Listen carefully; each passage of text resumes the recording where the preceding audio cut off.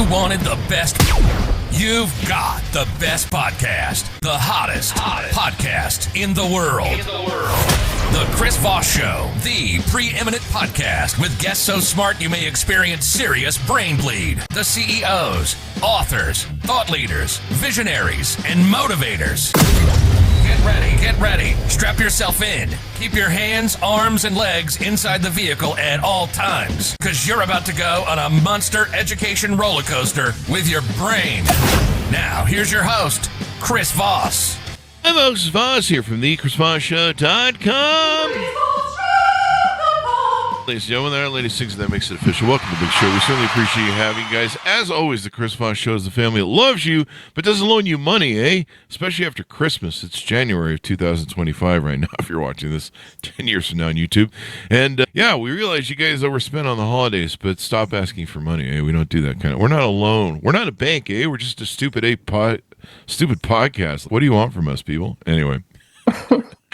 Moving on from the ramble. Guys, go refer the show to your family, friends, and relatives. We need all the help we can get. We need more listeners, Because we're narcissistic and we just never feel loved. So please, go to goodreads.com /Chris Voss, LinkedIn.com /Chris Voss, Chris Voss 1 on the TikTokity, and Chris Voss, Facebook.com. You can see all the Chris Voss Show groups that we have over there and fan pages and all the crazy stuff. Today we have Mechelle Webb on the show. She is a mindful living coach, speaker, entrepreneur, and author of Meant for More, Overcoming Challenges to Create the Life We Deserve. Because doesn't that sound interesting? I mean, there are some people that are trying to create a life that they don't deserve, or that some people aren't even bothering to create a life. If you fail to plan, you plan to fail. That's basically how that works. Mm-hmm. We're going to be talking to her today about her insights and her life mission and what she's up to. She's a former foster child and survivor of abuse. She's transformed her journey of overcoming adversity into a powerful message of inspiration and empowerment for others. Her story isn't just about her experiences. It's about the universal potential for transformation and growth that exists in all of us.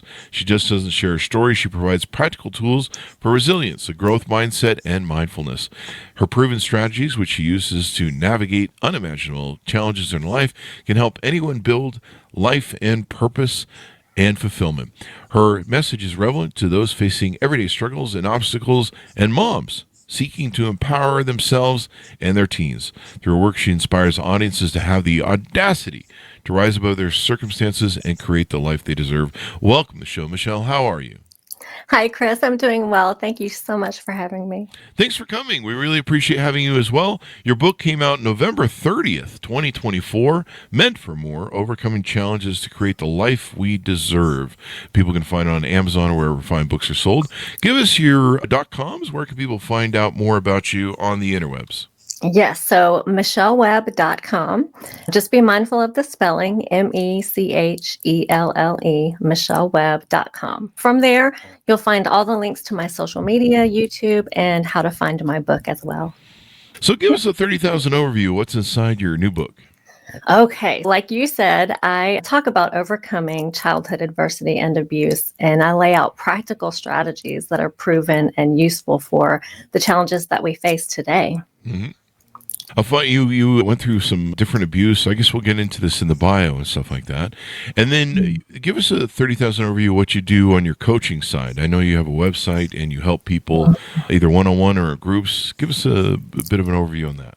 Yes. So my work revolves around empowering individuals with resilience, a growth mindset, and mindfulness so that they can boldly step in and create the life that they deserve. Through all of my work, I share the strategies that are practical and proven that we can use every day. And so I offer my book, of course, I have an online course, and then one-on-one coaching. One-on-one coaching, you got the book, you got the courses, and all that good stuff. Tell us a little bit about how you grew up, how you were raised, if you want to share with us a little bit of some of your journey and the things that shaped you. Absolutely. So I spent several years of my early childhood in foster care, and I dreamed that when I reunited with my family, I would have a normal, peaceful life. Unfortunately, that was not the case. So over the next 10 years of being reunited with my biological mom, I experienced chaos, adversity, abuse. But luckily, life gave me some sources of resilience, and I embraced a growth mindset that really helped me to overcome those challenges. And as my daughter started aging, I thought, how can I empower her with resilience? Mhm. And can you develop resilience without having to go through horrible situations? And I discovered that, in fact, you can. And some of those resources that I used were listed in all of these websites of how to do that. So I decided if I can teach my daughter, then I can teach other people. And so that's kind of how I got on this journey. Yeah, we need more kids with resilience because we've seen some of them growing up in today's world, and I mean, I hate to sound like Clint Eastwood in the "Get Off My Lawn" speech, but I mean, in my day and age, we had a lot more resilience as children. In fact, we were what they call us latchkey kids. Yeah. we, we had a key to the house at, I don't know, 8 or something, so we could let ourselves in. It was our generation was the generation they had to run TV ads at 10 o'clock to tell everybody, hey, do you know where your kids are at right now? And they had to remind parents they had children. Parents are sitting there having a scotch and, I don't know, smoking a pack of Marlboros, and they're sitting there watching TV, and it's 10 o'clock, and the ad comes on, and they're like, hey, honey, do we have children? Why don't you go find out where those children are? Where are they? Is this important? Or maybe they'll just show up tomorrow or something. I don't know. And then I lived in Utah where they have so many kids, if one disappears, then, they don't notice for months. And there's usually 3 more on the way. My goodness. That's a Utah joke. They have a lot of kids here, eh? But so we need to teach kids resilience. It seems like a lot more kids, we've had this helicopter parenting. I don't know if you get into that sort of, addressing that and, this parenting that seems to carrying the child through just about every adversity during childhood that doesn't shape them. And then they get in the world, they seem completely lost. They're like, oh my God, life isn't fair. That's my favorite saying of wanting to slap somebody so hard across the face. And they go, life isn't fair. Yeah, you should have been taught this by your dad when you were like 10, because my dad taught me. Yes, absolutely, for sure. I think one of the things I do work with my parents is, we're inundated with all these messages of fear, and our kids are in so much danger. Ready or not, they're going out into the real world. So let's prepare them for that. And then that gives us peace of mind too, to know that we've prepared our children to go out into the real world and face real world challenges. Yeah. My dad would push me down just so I'd scar my knee so that he could say, hey, get over it. Life isn't fair. No, I'm kidding. You didn't do that. It just sounded funny in my head. But no, I mean, good parents will do that. My dad did that. Life isn't fair. And, mom would always nurture you. You go to mom, and mom would, she'd put a Band-Aid, she'd hug you and hold you while you cried, after you fell off your bike or something.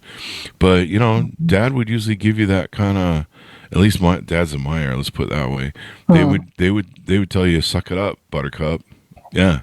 There's no use crying. There's going to be more. It's coming. Life isn't fair. And being prepared for stuff like that really helped. Also, I hate to sound like that, get off my lawn when we walk to the school and 2 feet of snow back and forth. But no, honestly, when I grew up, if you fucked up in the neighborhood and pissed somebody off, they would beat you. They would bring you home to your mom. Your mom would beat you. Then your mom would say, wait till your dad gets home, and then your dad would beat you. You learn lessons really quick when you were my It sounds like it. Sounds like it. But, it brought a lot of accountability. One of the other things that my parents would do that I was just horrific as a child, but looking back now, I'm so glad for it, is if we, like one time I pissed off my teacher at school. I don't remember what I did, but I clearly misbehaved. And they made me call my teacher on the phone and apologize. And that was almost worse than the beatings. But, teaching me self-accountability, self-actualization, that really helped with my resilience. And, of course, people don't beat their kids nowadays, unfortunately.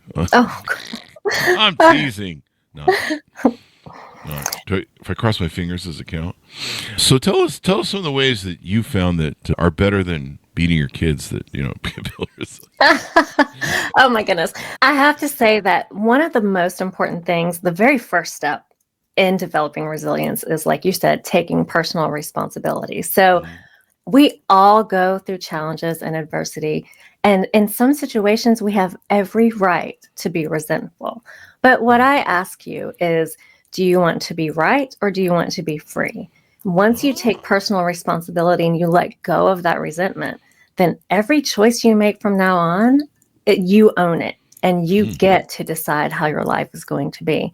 So circling back to your question, like with my daughter and with my clients, it's about reminding them that we all go through challenges. We've been through challenges and just recalling that. What did you do to get through that situation? So over time, you develop a quiver of ideas and ways to overcome the challenges. And so the strategies that I share are ways that you can circle back to each time you face a new challenge. Okay, who's my community? How am I talking to myself? What are my limiting beliefs? And so there's just a list of ideas, and you just work your way through those until you overcome that next challenge.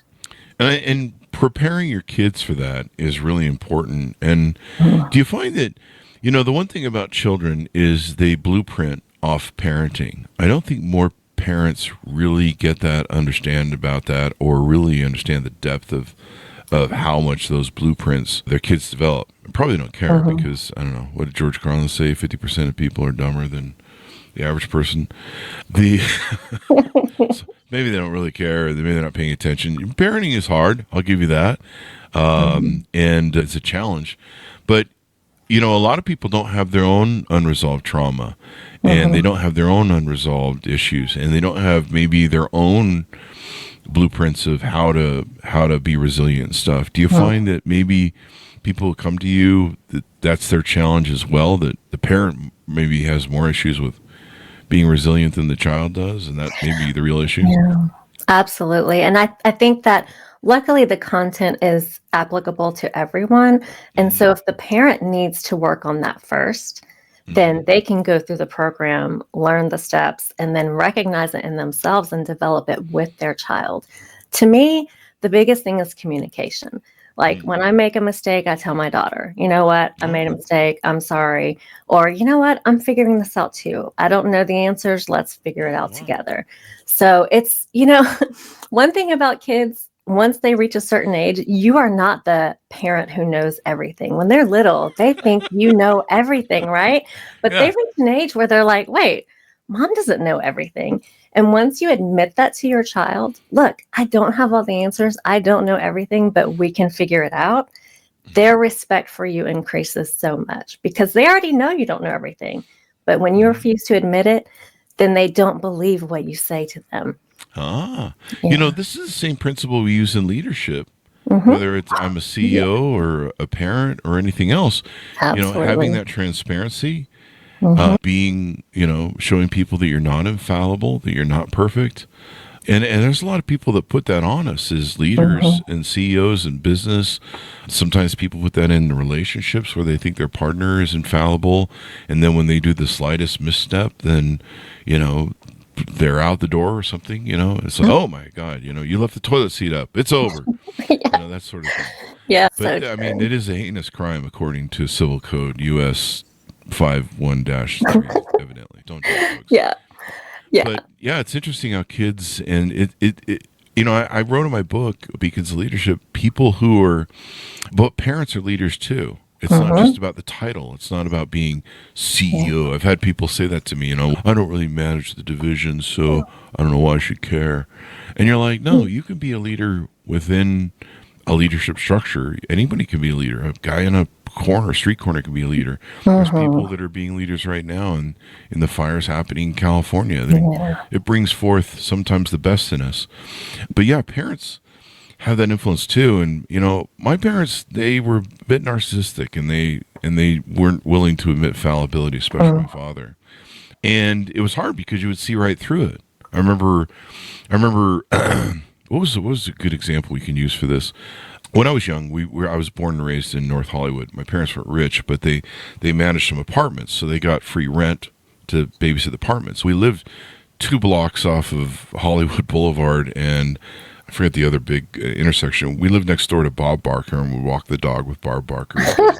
I would sit there at 2 or 3 going, how does he get into the TV? So I lived in this world of opulence where every corner was, BMWs, Mercedes, Rolls Royces. Back then you could rent Rolls Royces at these little lots. It was funny as hell. These are the beautiful old silver, whatever they're called, silver ghosts or whatever, Rolls Royces. You just rent them. And so I lived in this opulence, but my father drove these VWs, and they were always breaking down all the time. Oh, no. But he loved it. He had 3 of them, I think, at one time. And I would just look at them and be like, this is junk, and that's the stuff I see around me is really beautiful and well built. And I'd say, Dad, how come you own a VW and other people own those? Like, why don't you own those? He goes, the bank owns them. And so, I was young, so I went, okay, that's my dad. He's not going to lie to me. Evidently, there's something about this bank owning these expensive cars. He's, they can't really afford them. The bank owns them. And then he kept telling me that. And then I started to figure out, hey, Dad, what's a bank? I was trying to figure out all this bank stuff, right? And then eventually I figured out he had a loan on it. And I went, well, Dad, don't you have a loan on this VW, right? How is that different than the guy who's got the loan on the Mercedes? Oh, shut up.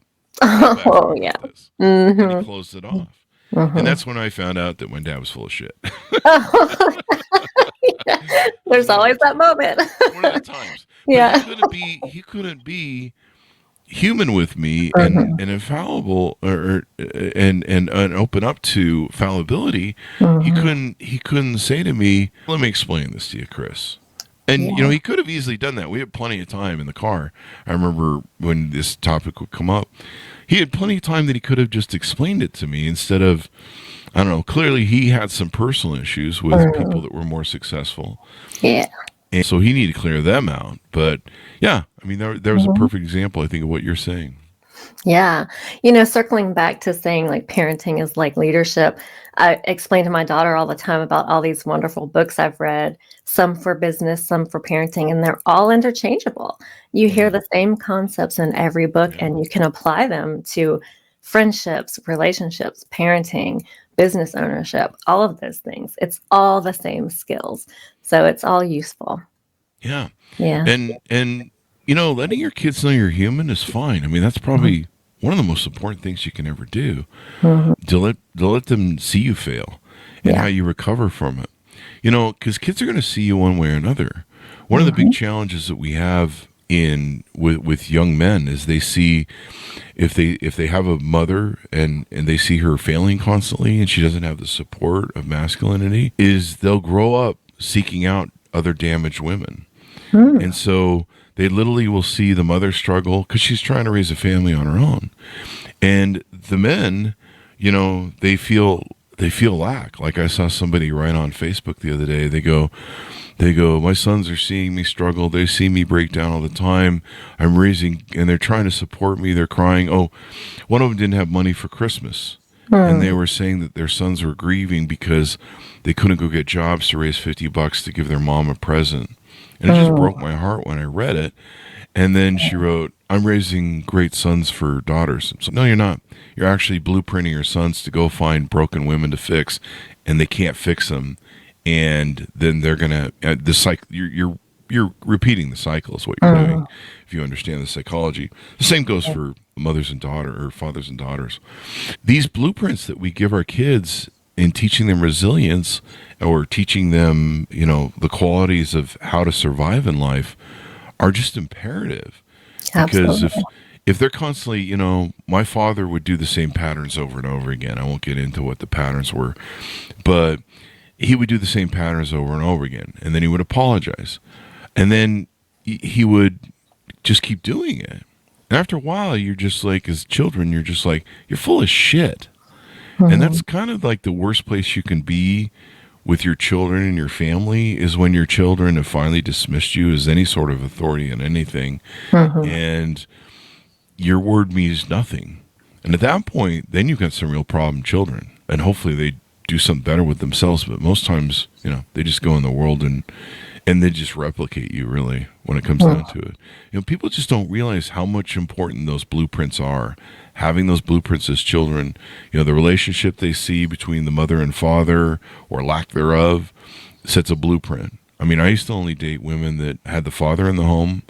They had never been divorced, and that was pretty much it. They had a good relationship with their father. And let me tell you, dating for 56 years, 35, 56 years, you can see the difference is palpable between having a relationship, having people with healthy relationships, people who come from broken relationship family homes, seeing the difference is palpable. And then even more, those types of homes need even more this resilience and this mindset of fixing traumas, because a lot of these traumas are generational. They're just passed down from one thing to the other. I've seen that with alcoholism. I've seen that with abuse, sexual abuse. I've seen, it gets passed down. The children pick up the new generational trauma that's unresolved, and they move to the next. So I imagine you see a lot of that in your work. Yeah, it's important to know, though, that at any point, every individual can decide that they want to break that cycle of abuse and break that cycle. So we all have that power. So it's just a matter of educating people, putting the information out there, and giving them the resources. So at any moment, you get to decide, it stops with me. I'm breaking that cycle of generational abuse in my family. And all those people who are coming from those broken homes and backgrounds of abuse and trauma, they can still develop resilience at any point. They can still decide that from now on, they're changing their life. So that's the most empowering thing, is it doesn't matter where you come from, what your background is, what your history is. You get to choose from this moment on that you're changing it. One thing you talk about is cultivating self-kindness, reframing negative talk, and strengthening your inner resilience. I imagine that's pretty good, because if you've got that inner voice is beating you up as well as the world, you're out of team members. Absolutely. Yeah. So like community and self-talk go hand in hand. But when you come up against those limiting beliefs and that negative self-talk, it's just a really giving your time to sit and ask yourself, is this true? Or is this something that I picked up from someone else?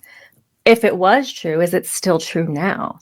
And can I change it? So it's just a really having that relationship with yourself and that inner strength, but you've got to have that inner dialogue with yourself. And community really helps you, because they can give you support, education, encouragement, and show you a different way to live and different resources. Yeah. And I imagine, clearing one's own trauma, one's own issues can really help too, because the problem with trauma is it colors the glasses. It colors your outlook on life. It colors your thing. You can't, it's hard to fix anyone else's shit if you don't fix your own shit. Oh, absolutely. That's the title of my new book. It's hard to fix anyone's shit. Oh, you can't. You can only work on yourself. And for sure. and I think what I'm circling back to with that is your children mirror off of you, whether you realize it or not. So my parents would always tell us, tell the truth, be honest, do not lie. And they would lie to us, and we catch them. We'd be like, hey, we just caught you lying there. What's going on? You told us not to lie. So either you're full of shit, or you're full of shit. Yeah, absolutely. Kids figure this out, and then they continue. Oh, I didn't lie. I told you're like, wow, okay, so I see how you work around the truth and reality. So I guess it's okay for me to do it too. Yeah. And so that example, and we see this, we can flip this back to people listening that in the corporate world, we see this with CEOs or companies. They'll put out this PR statement. Oh, we're a highly integratable company that really cares about our customers, and we care about our employees. By the way, we're firing 30,000 of them tomorrow, and for no fault other than just to raise our stock price. And we care about our customers, especially those ones we leave on for 45 minutes on hold, telling you over and over how much we care about you. Yeah. And then we're going to hang up on you as soon as someone picks up. But we care.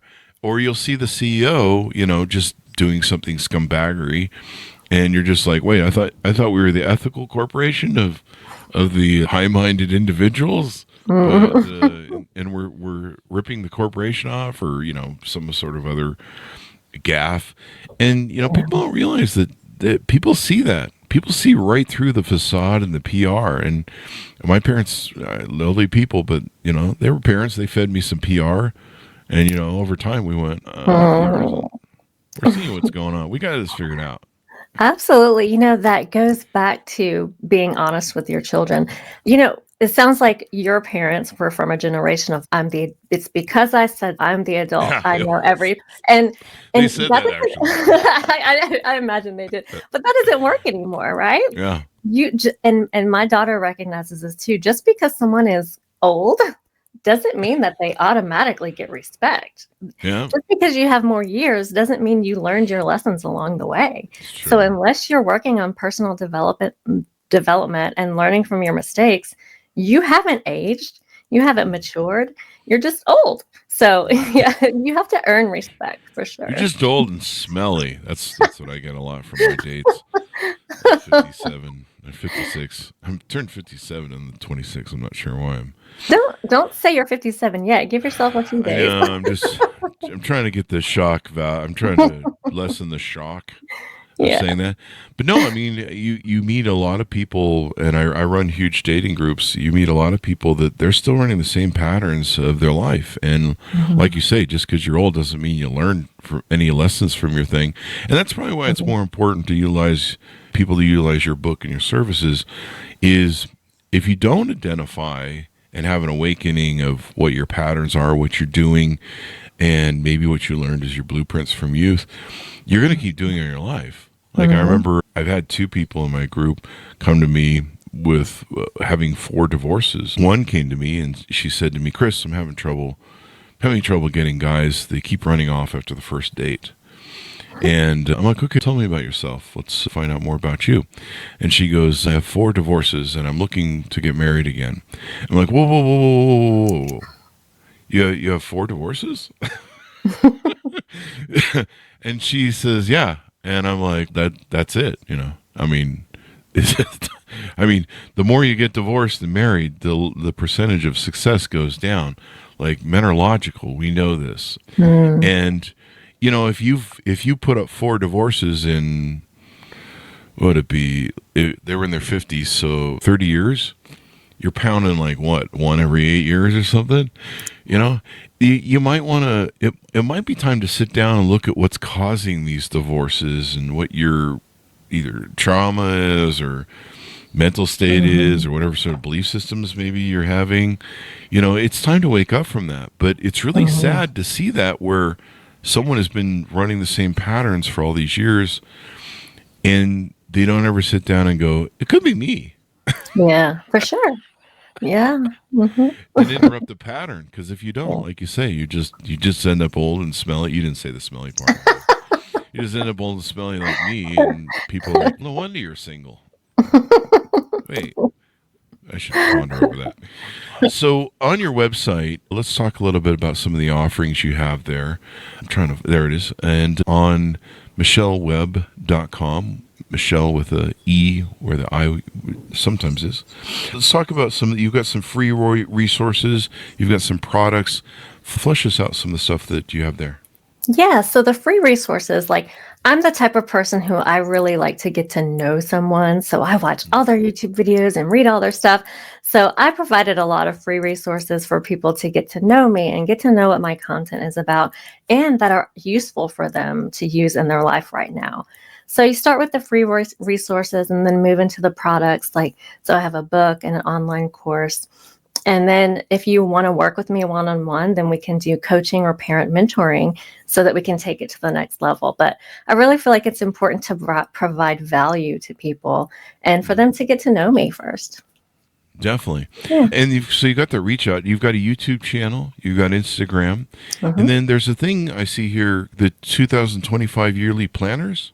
Yeah. So I make a planner every year. I like to put pen to paper. And so I have a yearly planner that I create every year. It's available on Amazon. So this one that printed is really about coinciding with my book. So it's got all the steps in there of creating resilience and the growth mindset concepts as well. So that's a good resource as well. And you've got a video on Get Over It. Yeah. I like that. I'm just going to send that I'm just going to copy and paste that to people on YouTube or on Facebook. You know, they're arguing with me about something stupid. I'm like, get over it. So we kind of talked about the power of self-talk, the power of community. Why is that important? What is that about? You know, we are creatures that need we need community. We need people around us. So it's important to who you surround yourself with. You know, who's encouraging you, what they're telling you. That really affects your self-talk as well. So part of the first steps is to create that community around you. And sometimes if you are in a situation like I was growing up, where I was surrounded by chaos and abuse and violence, finding a community that showed me a different way of living was super important. It was one of the first steps to say, oh, I don't have to live like this. So yeah, it's important to have a big community. There's another blueprint, right? Mm-hmm. Yeah, absolutely. Mm-hmm. Yeah. I think that's what's important too, because when I grew up, my only blueprint, my only model was my parents, you know, like we've talked about here. And then as I started to see other things, I remember George Carlin was somebody who really opened my eyes that there were other people like me on the planet. Richard Pryor, I'm trying to think of some of my other early influences, but there are people that woke me up that, you know, I was being told that I was wrong, and I just didn't have faith in whatever sort of bullshit was being served to me. And by meeting other people and seeing other blueprints, it helped me get out of it. And then you bring up a good point too.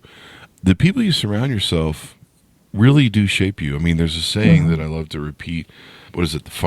You're the sum of 5 people that are around you. And yeah, I mean, if you've got people that maybe aren't ambitious in life, they just want to sit around and complain about how life isn't fair, or, you know, the government does every, you know. I used to go to my ex-business partners, hang out with his family on weekends, and they were all kind of those types that were always sitting around talking about the government all weekend.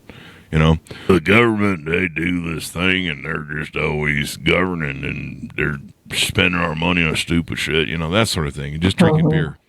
And after I hung out with a lot because we were good friends, but after the 50th time of that, I was like, you know, your brothers don't really want to go anywhere in life. They don't learn anything. They just sit around complaining about the government and prices, and I don't know, you know, that's all they do. They don't do anything about it. It's the same. Like I said to him, I said, you know, I could go down there and I could give you play by play everything that's going to come out of everyone's mouth, because they say the same thing every weekend. Yeah, absolutely. Like they're just on a loop. And and I'm like, number one, I'm not learning anything new from this. And number two, it's non-productive. And I go, I'm sorry, I'm just not going to hang out with your family anymore. Of course, it's probably what separated us eventually. But yeah, cutting those people out of your life and then finding people who are going to help you build, finding people who are successful are really important as well. And I actually tell that to people in dating, relationships, community, you know, the people that you choose to bring into your personal life. You know, my closest friends, I look for people that have high integrity, trust, honesty, people that, you know, I feel that they're loyal, et cetera, et cetera. I sound like I'm running some sort of cult or something. I want people who drink the Kool-Aid. I do, actually. No, I'm just kidding. It's my audience, too. I want you guys all to drink the Kool-Aid. Not the poison Kool-Aid, just the good Kool-Aid with the sugar in it. But, you know, go easy on the sugar, honey. Yeah. Yeah. But, you know, the quality of those people, having people that want to go someplace with their life, who are ambitious and they have drive, that just makes all the difference in the effect of your life. Because you look at them and go, I hate them because they're doing better than I am. Not really.